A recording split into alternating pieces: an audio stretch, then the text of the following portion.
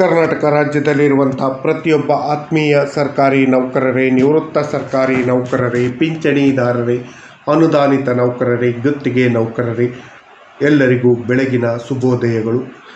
ಈ ದಿನ ಕರ್ನಾಟಕ ರಾಜ್ಯ ಸರ್ಕಾರಿ ನೌಕರರಿಗೆ ಒಂದು ವಿಶೇಷವಾದ ಶುಭ ಸುದ್ದಿಯನ್ನು ತೆಗೆದುಕೊಂಡು ಬಂದಿದ್ದೀನಿ. ಮುಂಬರುವ ಸಂಕ್ರಾಂತಿ ಹಬ್ಬದ ಶುಭ ಸಂದರ್ಭದಲ್ಲಿ ಸರ್ಕಾರಿ ನೌಕರರಿಗೂ ಸಿಕ್ತು ಬಂಪರ್ ಗಿಫ್ಟ್. ಸರ್ಕಾರಿ ನೌಕರರಿಗೆ ಆರ್ಥಿಕವಾಗಿ ಭಾರಿ ಲಾಭವಾಗುವಂಥ ನಗದು ಹಣ ಸಿಗುವಂತಹ ಒಂದು ಗಿಫ್ಟನ್ನು ರಾಜ್ಯ ಸರ್ಕಾರ ಇದೇ ಸಂಕ್ರಾಂತಿ ಹಬ್ಬದ ಶುಭ ಸಂದರ್ಭದಲ್ಲಿ ನೀಡುತ್ತೆ. ಅದಕ್ಕೆ ಸಂಬಂಧಪಟ್ಟಂಥ ವಿಶೇಷವಾದ ಮಾಹಿತಿಯನ್ನು ತಂದಿದ್ದೀನಿ. ನಿಮಗೆಲ್ಲರಿಗೂ ತುಂಬ ಲಾಭ ಆಗುವಂತಹ ಮಾಹಿತಿ. ಈ ಮಾಹಿತಿಯನ್ನು ತಮ್ಮ ಮುಂದೆ ಶೇರ್ ಮಾಡೋದಕ್ಕಿಂತ ಮುಂಚಿತವಾಗಿ ಯಾರೆಲ್ಲ ಈ ಚಾನಲ್ಗೆ ಸಬ್ಸ್ಕ್ರೈಬ್ ಆಗಿಲ್ಲ, ದಯವಿಟ್ಟು ಕೆಳಗಡೆ ಕಾಣ್ತಾರಂಥ ಸಬ್ಸ್ಕ್ರೈಬ್ ಬಟನನ್ನು ಒತ್ತಿ ಬೆಲ್ ಐಕಾನನ್ನು ಕ್ಲಿಕ್ ಮಾಡಿ ಆಲ್ ಅಂತ ಮಾಡಿ. ನೀವು ಫೇಸ್ ಮಾಡ್ತಾ ಇರೋಂಥ ಪ್ರತಿಯೊಂದು ಪ್ರಾಬ್ಲಮ್ಗಳನ್ನು ಲೀಗಲ್ಲಾಗಿ ಸಾಲ್ವ್ ಮಾಡ್ಕೊಳ್ಳೋಕ್ಕಿರೋಂಥ ಉತ್ತಮ ವೇದಿಕೆ ಸರ್ಕಾರಿ ನೌಕರ ಮಿತ್ರ ಯೂಟ್ಯೂಬ್ ಚಾನಲ್. ಸ್ನೇಹಿತರೆ, ಕರ್ನಾಟಕ ರಾಜ್ಯದ ಹಲವಾರು ಇಲಾಖೆಗಳಲ್ಲಿ ಕೆಲಸ ಮಾಡ್ತಿರುವಂಥ ಪ್ರತಿಯೊಬ್ಬ ಸರ್ಕಾರಿ ನೌಕರರಿಗೂ ಒಂದು ಶುಭ ಸುದ್ದಿ ಅಂತಲೇ ಹೇಳ್ಬೋದು. ಸಂಕ್ರಾಂತಿ ಹಬ್ಬದ ಎಳ್ಳು ಬೆಲ್ಲ ತಿನ್ನುವಂಥ ಸಮಯದಲ್ಲಿ ಶುಭ ಸುದ್ದಿ ಸಿಗ್ತಾ ಇದೆ. ಕರ್ನಾಟಕ ರಾಜ್ಯ ಸರ್ಕಾರಿ ನೌಕರ ಸಂಘ ಹಾಗೂ ಸರ್ಕಾರ ಸೇರಿ ಈ ಶುಭ ಸುದ್ದಿಯನ್ನು ಕೊಡ್ತಾ ಇದೆ. ಕರ್ನಾಟಕ ರಾಜ್ಯದ ಜನಪ್ರಿಯ ಮುಖ್ಯಮಂತ್ರಿಗಳಾದ ಸಿದ್ದರಾಮಯ್ಯ ಅವರು ಕರ್ನಾಟಕ ರಾಜ್ಯ ಸರ್ಕಾರಿ ನೌಕರ ಸಂಘದ ಅಧ್ಯಕ್ಷರಾದ ಷಡಕ್ಷರಿ ಅವರು ಮಾಡಿಕೊಂಡ ಮನವಿಗೆ ಅನುಮೋದನೆಯನ್ನು ಕೊಟ್ಟು ಸರ್ಕಾರಿ ನೌಕರರಿಗೆ ಶುಭ ಸುದ್ದಿಯನ್ನು ಕೊಡ್ತಾ ಇದ್ದಾರೆ. ಒಳ್ಳೆ ಗಿಫ್ಟನ್ನು ಕೊಡ್ತಾ ಇದ್ದಾರೆ, ಹಣಕಾಸಿನ ಗಿಫ್ಟ್ ಅಂತಲೇ ಹೇಳ್ಬೋದು. ಅದರ ಜೊತೆಯಲ್ಲಿ 7th ಪೇ ಕಮಿಷನ್ನ ರೆಕಮೆಂಡೇಷನ್ಗಳಿಗೆ ಸಂಬಂಧಪಟ್ಟ ಹಾಗೆ, ಪಿಂಚಣಿಗಳಿಗೆ ಸಂಬಂಧಪಟ್ಟ ಹಾಗೆ ಒಂದು ವಿಶೇಷವಾದ ಮಾಹಿತಿಯನ್ನು ಕೂಡ ತಂದಿದ್ದೀನಿ. ಆ ವಿಡಿಯೋದ ಕೊನೆಯಲ್ಲಿ ಆ ಮಾಹಿತಿಯನ್ನು ಹೇಳ್ತೀನಿ. ಏನು ಶುಭ ಸುದ್ದಿ ಸಿಕ್ಕಿದೆ ನೋಡೋಣ ಬನ್ನಿ. ಆತ್ಮೀಯ ಸರ್ಕಾರಿ ನೌಕರರ ಗಮನಕ್ಕೆ ಒಂದು ಪ್ರಮುಖವಾದ ಮಾಹಿತಿ, ಒಂದು ಇಂಪಾರ್ಟೆಂಟ್ ಮಾಹಿತಿಯನ್ನು ತೆಗೆದುಕೊಂಡು ಬಂದಿದ್ದೀನಿ. ಕರ್ನಾಟಕ ರಾಜ್ಯ ಸರ್ಕಾರಿ ನೌಕರರ ಸಂಘದ ಅಧ್ಯಕ್ಷರಾದ ಷಡಕ್ಷರಿ ಅವರು ಈ ಕುರಿತಾಗಿ ಮಾಹಿತಿಯನ್ನು ನೀಡಿದರೆ ಸರ್ಕಾರಿ ನೌಕರರಿಗೆ ಉಪಯೋಗ ಆಗುವಂತಹ, ಹಣವನ್ನು ಸಿಗುವಂತಹ ಒಂದು ಅತ್ಯುತ್ತಮ ಮಾಹಿತಿ ಅಂತಲೇ ಹೇಳ್ಬೋದು. ಗಳಿಕೆ ರಜೆ ನಗದೀಕರಣಕ್ಕೆ ಸಂಬಂಧಪಟ್ಟ ವಿಚಾರದಲ್ಲಿ ನೌಕರ ಸಂಘದ ಅಧ್ಯಕ್ಷರಾದ ಷಡಕ್ಷರಿಯವರು ಒಂದು ಪ್ರಮುಖವಾದ ಮಾಹಿತಿಯನ್ನು ನೀಡಿದ್ದಾರೆ.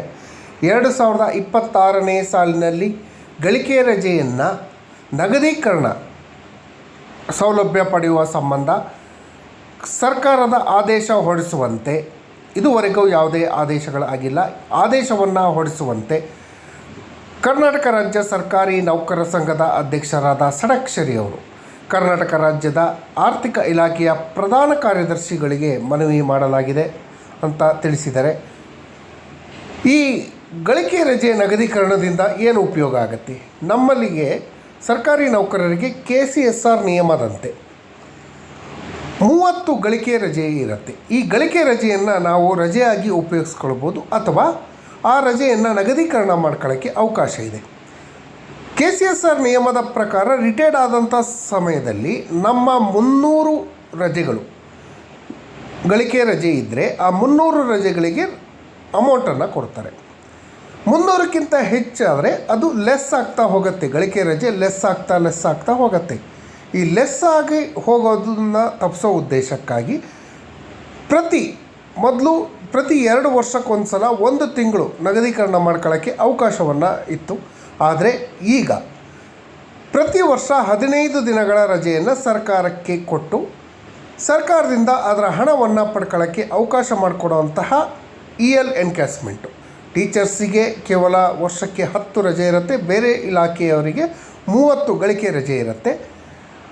ಈ 15 ದಿನ ನಾವನ್ನು ಕೊಟ್ಟು ಹಣವನ್ನು ಪಡ್ಕೊಂಡ್ರೆ ನಮ್ಮ ಮಕ್ಕಳ ವಿದ್ಯಾಭ್ಯಾಸ, ಫೀಸು ಮತ್ತು ನಮ್ಮ ಯಾವುದೇ ಕೆಲಸಗಳಿಗೆ ಅಗತ್ಯ ಹಣಗಳಿಗೆ ಉಪಯೋಗ ಆಗುತ್ತೆ. ಹಾಗಾಗಿ ಪ್ರತಿ ವರ್ಷ ಸರ್ಕಾರಿ ನೌಕರರು ಈ ಗಳಿಕೆ ರಜೆ ನಗದೀಕರಣಕ್ಕಾಗಿ ಕಾಯ್ತಾರೆ.